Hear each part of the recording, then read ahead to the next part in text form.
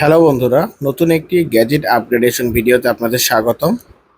এটি একটি dual purpose gadget. Actually এগুলো কিন্তু বাইরে আপনার ভ্যানে বিক্রি করা হয়। এগুলোতে রয়েছে আপনার লাইট এবং ফ্যানের ব্যবস্থা। তো দেখুন, এটা কিন্তু ইউএসবি পোর্টের মাধ্যমে চার্জ করতে হয়। সাথে এখানে রয়েছে একটি ডুয়েল পারপাস সুইচ। এই একটি সুইচের মাধ্যমে লাইট এবং ফ্যান দুইটি চালানো যায়। নিচে ক্লিক করলে এটির ফ্যানটি ঘুরে। দেখুন, এটাতে কিন্তু একদমই কম বাতাস। এটি মাত্র ১২০ টাকায় আমি কিনেছিলাম একটি ভ্যান থেকে। আবার আপনারা যদি সুইচটি উপরের দিকে প্রেস করেন তাহলে কিন্তু লাইটটি জ্বলবে। ১২০ টাকা মূল্যের এইসব ডুয়েল পারপাস গ্যাজেটগুলোতে কিন্তু পর্যাপ্ত পরিমাণে সিকিউরিটি থাকে না। হালকা একটু আপগ্রেডেশন করে নিলে কিন্তু এইসব গ্যাজেট আপনারা নিজেদের দৈনন্দিন কাজে ব্যবহার করতে পারবেন। তো ফার্স্টে আপগ্রেড করার জন্য আমাদের এই গ্যাজেটটি খুলতে হবে।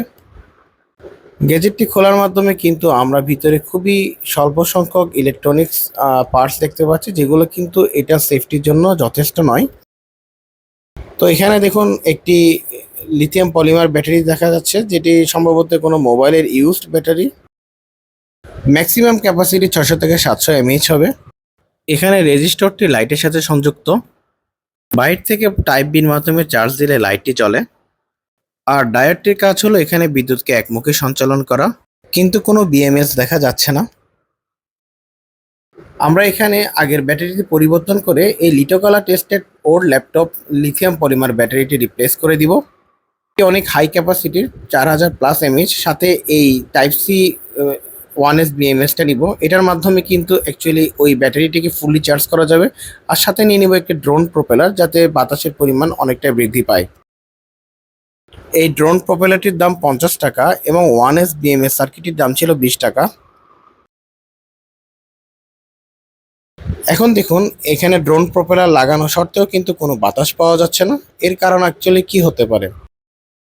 অ্যাকচুয়ালি এই প্রোপেলার অনুযায়ী এই মোটরটি যে ডিরেকশনে ঘোরার কথা, সেটাও অপোজিট ডিরেকশনে ঘুরছিল। তো আমাদের এটা চেঞ্জ করার জন্য অ্যাকচুয়ালি এই মোটরের কানেকশনটিকে চেঞ্জ করে নিতে হবে। অর্থাৎ তার দুটাকে এক্সচেঞ্জ করে দিলেই কিন্তু আমরা এই মোটর প্রোপেলারের জন্য সঠিক ডিরেকশনটা খুঁজে পাবো। এই ড্রোন প্রোপেলারটি হালকা হওয়ায় এই মোটরের লোড কম পড়বে এবং এই ড্রোন প্রোপেলারের বাতাসও আগের তুলনায় অনেক বেশি হবে। এখানে যে 1S বিএমএস সার্কিটটি ইউজ করা হচ্ছে, সেটা দ্বারা কিন্তু এই লিথিয়াম পলিমার ব্যাটারিটিকে ফুলি চার্জ করা যাবে এবং ফুল চার্জ হলে কিন্তু অটো কাটের ব্যবস্থা রয়েছে। তো ডিরেকশন চেঞ্জ করার পরে দেখুন, এখন কিন্তু ঠিকই বাতাস হচ্ছে এবং ভালোই বাতাস হচ্ছে। এসব লিথিয়াম পলিমার ব্যাটারি কিন্তু আমার কাছে হিউজ কালেকশন রয়েছে। আমি পুরাতন ল্যাপটপ ব্যাটারি থেকে এগুলো সংগ্রহ করে লিটোকালা দ্বারা টেস্ট করি। এই লিথিয়াম পলিমার ব্যাটারিগুলো কিন্তু অনেক হাই ক্যাপাসিটির হয়। আমি অন অ্যাভারেজ ৩০০০+ এমএএইচ পাই ম্যাক্সিমামগুলোতেই। আর এই গ্যাজেটটির ভিতরে ইনবিল্ট যে লিথিয়াম পলিমার ব্যাটারিটি দেখছেন, এটার সাথে কিন্তু কোনো বিএমএসও ছিল না। সো এটা কিন্তু ঝুঁকিপূর্ণ ছিল। ওই ব্যাটারিটি ফুলি চার্জ হওয়ার পরে কিন্তু এটি চার্জ নিত। এটা খুবই ডেঞ্জারাস। এসব লিথিয়াম পলিমার ব্যাটারিতে যদি কোনো বিএমএস সার্কিট ইউজ না করা হয়, তাহলে কিন্তু এগুলো একটা সময় ফুলে যায় এবং এখান থেকে কিন্তু অগ্নুৎপাতেরও সম্ভাবনা থেকে যায়। ব্যাটারিতে ওয়্যার সোল্ডারিং করার পর এটা ভোল্টেজ দেখে নিলাম, এখানে 4.06 রয়েছে। এসব ব্যাটারি ফুল চার্জে 4.2 ভোল্ট শো করে। এখন এই 1S বিএমএসটিতে একটু ওয়্যার সোল্ডারিং করে নিব। ব্যাটারিটি যখন চার্জ হবে তখন সেটি রেড লাইট শো করে এবং এই সার্কিটে ব্যাটারিটি ফুললি চার্জ হলে কিন্তু ব্লু লাইট শো করে। এই সার্কিটগুলো কিন্তু ইউএসবি পোর্ট সহকারেও পাওয়া যায়। তো এখন যেহেতু ম্যাক্সিমাম ক্ষেত্রে আমরা টাইপ সি ইউজ করি, সো আমি টাইপ সি টাই প্রেফারেবল মনে করেছি। তো সার্কিটটির পজিটিভ এবং নেগেটিভ বরাবর আমরা এখন ওয়্যার সোল্ডারিং করে নিব। সোল্ডারিং করার নিয়মটি কিন্তু আপনি দেখলেন, আমি কিন্তু খুব ইজিলি সোল্ডার করতে পারছি। অনেকে কিন্তু এই সোল্ডার করতে গিয়ে সার্কিটটি নষ্ট করে ফেলেন।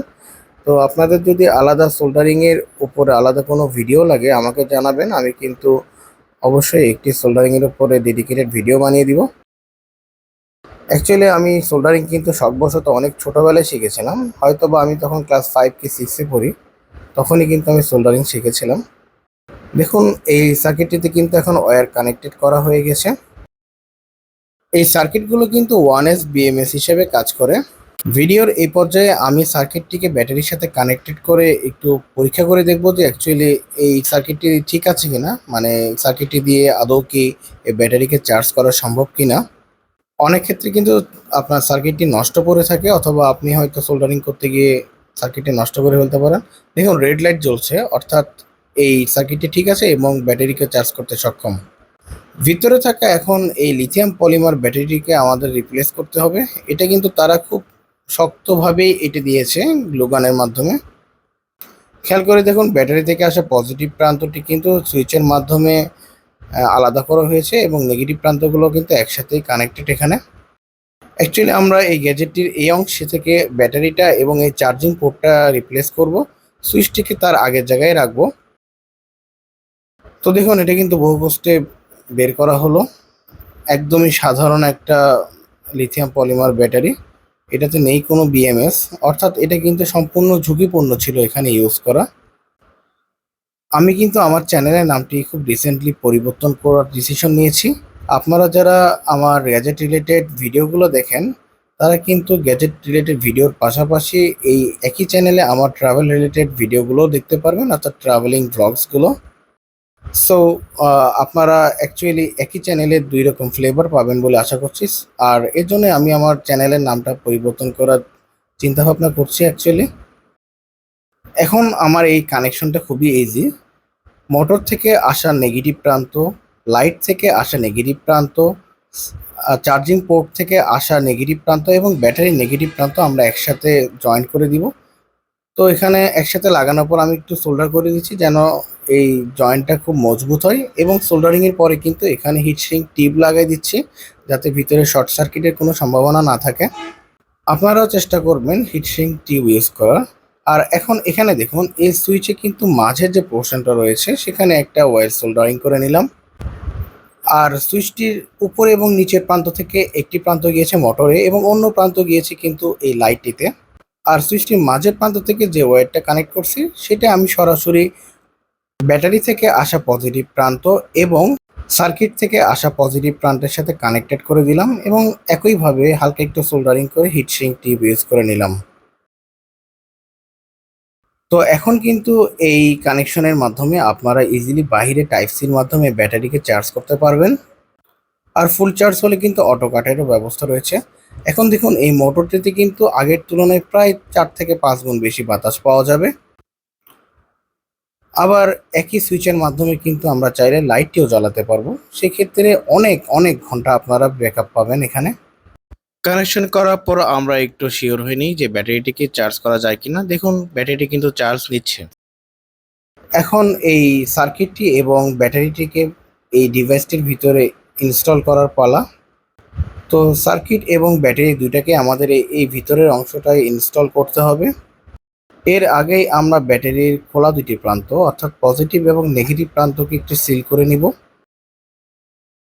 আপনারা যারা আমার গ্যাজেট রিলেটেড এসব ডিআইওয়াই রিলেটেড ভিডিওসগুলো দেখেন তারা একটু চেষ্টা করবেন আমার ব্লগিং ভিডিও বা ট্রাভেল ভিডিওগুলো দেখার।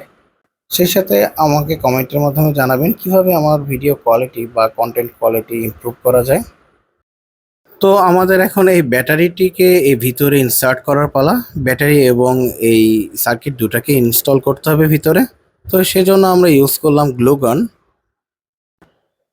আমার কাছে গ্লুগান স্টিকগুলো প্রায় শেষ পর্যায়ে ছিল, যেটা আছে এটা একটু কষ্ট করে ইউজ করতে হলো। ব্যাটারিটির ঠিক পাশে কিন্তু আমি সার্কিটটি ইনস্টল করে নিলাম গ্লুগানের মাধ্যমে। বাহিরে ভ্যানে পাওয়া এসব স্বল্প মূল্যের গ্যাজেট কিন্তু আপনারা খুব কম দামে কিনে নিয়ে এসে এভাবে আপগ্রেড করতে পারেন। ১২০ টাকায় যদি এসব গ্যাজেট কিনে থাকেন তাহলে আপনার আপগ্রেড করতে হয়তো আরও ২০০ টাকা লাগবে, বাট এটা আলটিমেটলি আপনাকে পরবর্তীতে যে ভ্যালুটা দিবে সেটা কিন্তু অনেক বেশি। আমাদের ভিতরের কাজ শেষ, অর্থাৎ আপগ্রেডেশনের কাজ শেষ। আমরা এখন জাস্ট স্ক্রু লাগিয়ে এই গ্যাজেটটিকে আগের অবস্থানে আনবো। আপগ্রেডেশনের পরে এটার লাইটের কথাই বলুন বা এটার ফ্যানের কথাই বলুন না কেন, ফ্যানে কিন্তু আগের তুলনায় অনেক বেশি বাতাস হবে। আর বাতাস যতই বেশি হোক না কেন আগের ব্যাটারির তুলনায় এটা কম করে হলেও ফ্যান বা লাইট উভয় ক্ষেত্রে ৫ থেকে ৬ গুণ বেশি ব্যাকআপ দিবে। সাথে এই গ্যাজেটটিকে চার্জ করতে পারবেন টাইপ সি ইনপুট দ্বারা। আপনাদের সবার কাছে কিন্তু এসব টাইপ সি অ্যাডাপ্টার থাকে। চার্জে লাগানোর পর আপনাদের কোনো টেনশন করতে হবে না, কেন এটা ফুললি চার্জ হলে অটো কাটেরও ব্যবস্থা রয়েছে।